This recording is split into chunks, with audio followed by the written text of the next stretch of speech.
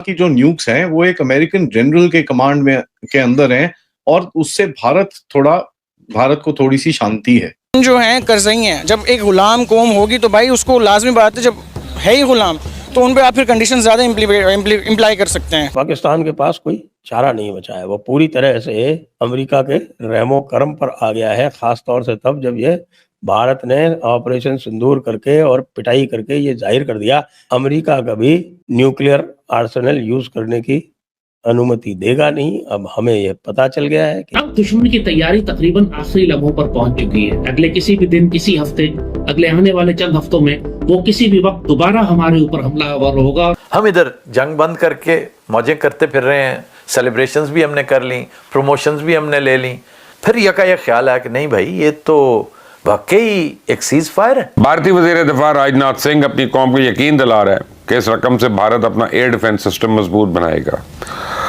Electronic warfare system खरीदेगा और जदीद तरीन मिसाइल रडार्स और आबदोजें हासिल करेगा। चीज़ में इंडिया को कम्पीट नहीं कर पाते। एक चीज़ है जिसमें हम कम्पीट करते हैं, वो सिर्फ है प्रोपोगंडा, कि हमारे मीडिया सेल इस तरह की वर्किंग करते हैं कि एक डर में रखा हुआ हुकूमत को कि नहीं हम यहाँ पे पैसे इसलिए कम नहीं कर सकते कि जी वो फलाना मिसाइल छोड़। तो गलतियां होती हैं कि जो आगे जाकर कौमों को बहुत भारी कीमत जिसकी अदा करनी पड़ती है। इसीलिए हम कह रहे हैं कि वो जो यूफोरिया था, वो जो खुशी थी, अब जरा काम डाउन हो जाए, क्योंकि अब जरा सीरियस एनालिसिस का वक्त है, क्योंकि अब दुश्मन की तैयारी तकरीबन आखिरी लम्हों पर पहुंच चुकी है। अगले किसी भी दिन, किसी हफ्ते, अगले आने वाले चंद हफ्तों में वो किसी भी वक्त दोबारा हमारे ऊपर हमलावर होगा और अब भी दफा वो हिकमत अमली इस्तेमाल नहीं करेगा जो उसने पहले की थी।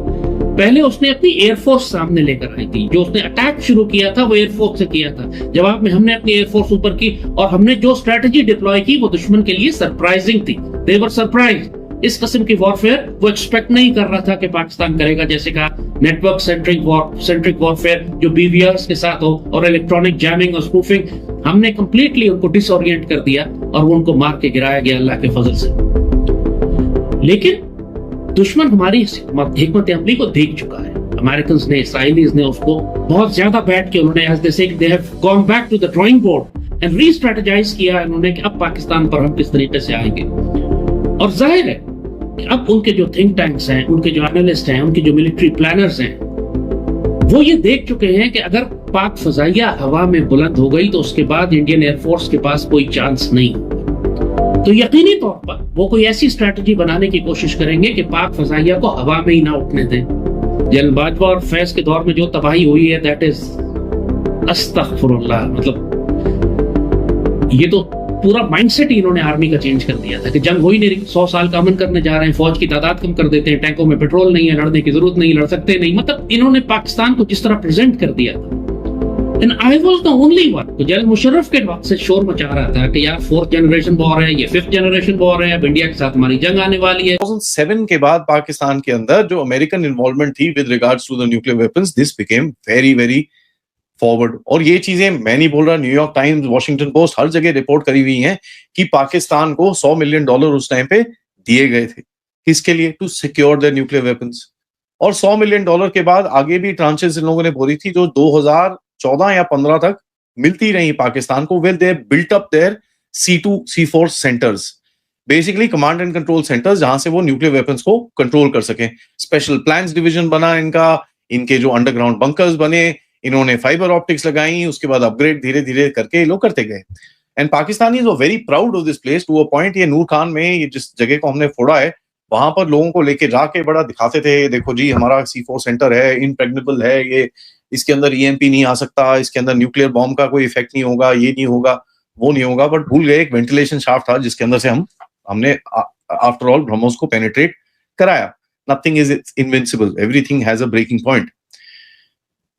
नाउ एक चीज अगर आप इस पूरे पर्सपेक्टिव में देखें कि अगर ये जॉन किरियाको बोल रहा है कि किसी अमेरिकन जनरल के कमांड एंड कंट्रोल में है, तो इधर the Americans have got inside the system and in चीजों को रखा गया है। और यहां पर मैं आपको याद कराना चाहूंगा सीमोर हर्श एक न्यूयॉर्क टाइम्स के जर्नलिस्ट होते थे पुराने, जब न्यूयॉर्क टाइम्स होता था।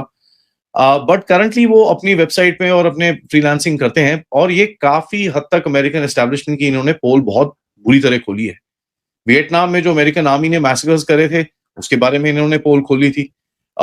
ये जो इराक के वेपन्स ऑफ मास डिस्ट्रक्शन के ऊपर इन्होंने पोल खोली थी, उसके बाद अभी रिसेंटली नॉर्थ स्ट्रीम पाइपलाइन की भैया ये अमेरिकन ने फोड़ा है, अमेरिकन ने फोड़ा है, इसके ऊपर भी इन्होंने पोल खोली थी। तो he is quite a respected journalist as far as that is concern. इन्होंने पाकिस्तानी न्यूज के ऊपर एक बार एक आर्टिकल लिखा था, ठीक है, you may not agree with him in all aspects, but you know जब आप एनालिसिस करते हो सब तरह के व्यूज आपको इसके अंदर डालने पड़ते हैं। और इनका एक व्यू मेरे को बड़ा, मेरे दिमाग में उसने इम्प्रिंट बनाया हुआ है।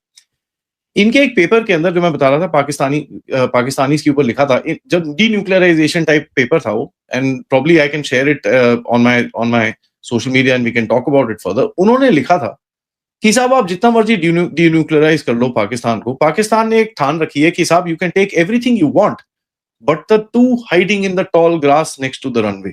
ये उनके वर्ड्स थे। इसका मतलब क्या है? मतलब ये है कि साहब आप सारे न्यूक्लियर वेपन्स तो निकाल लो, लेकिन एक दो तो हम छुपा के कहीं ना कहीं रख ही लेंगे और वो हमारे लिए काफी है to you know do what we need to do.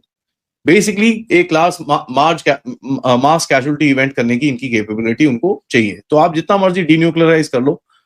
Now ये डीन्यूक्लियराइजेशन की जो टॉक आई थी, ये क्यों आई थी? ये इसलिए आई थी क्योंकि पाकिस्तान के अंदर बम पटाखे बजने शुरू हो गए थे, टेररिज्म बढ़ गई थी, अलकायदा के अटैक्स होने शुरू हो गए थे, तालिबान के अटैक्स होने शुरू हो गए थे, इनके न्यूक्लियर एस्टैब्लिशमेंट्स में अटैक हुए, इनके एयर बेसिस पे अटैक हुए, इनके नेवल बेसिस पे अटैक हुए, एंड अमेरिकन वर वरीड, यार ये सारा किसी न्यूक्लियर बॉम्ब किसी के हाथ में लग गया तो हम तो गए, राइट। एंड पाकिस्तान हमेशा जाके ये रोता था कि भैया मेरे को पैसे दो, नहीं तो ये अगर घुस गए तो। So they used to even sell the nuclear blackmail themselves कि भैया भारत ने मेरे को डिस्टेबलाइज कर लिया और मेरे न्यूक्लियर वेपन्स टेररिस्ट के पास पहुंच गए तो देखो। और ये अभी भी वही चीज बेचते हैं।